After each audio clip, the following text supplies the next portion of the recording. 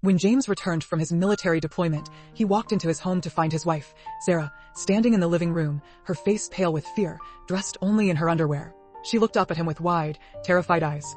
Without a word, she handed him the divorce papers, her hands trembling. But instead of reacting with anger or sadness, James let out a small, knowing smile, puzzling both of them. His peculiar reaction stemmed from an unexpected encounter just days prior. It had started innocently enough. A young woman, Emily, had tripped on the train platform, her luggage slipping from her grasp.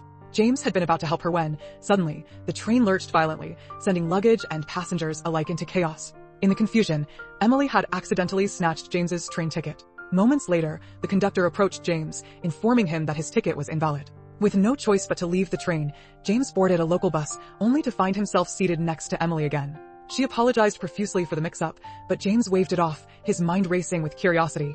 The conversation between them was brief but engaging, and as the bus rolled on, a strange sense of fate lingered in the air. However, their quiet moment was interrupted when two rough-looking men boarded the bus, their eyes locked on Emily. They swaggered over and sat down beside her, their intentions clear.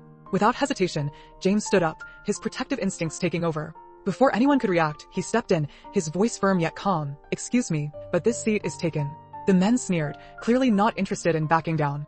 Their insolence only fueled James's resolve. In an instant, he defused the situation with a swift, decisive move, leaving the men stunned and off balance. But his actions didn't sit well with the bus driver, who barked at him to sit down. When James refused, the driver lost his patience, grabbing the men and forcibly ejecting them from the bus. As the door closed, Emily's eyes met James's, a mix of gratitude and admiration in her gaze. But before they could say another word, the bus pulled away, carrying Emily out of sight.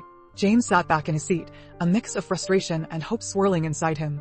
He wondered if he'd ever see her again, his mind replaying their brief encounter like a fleeting dream.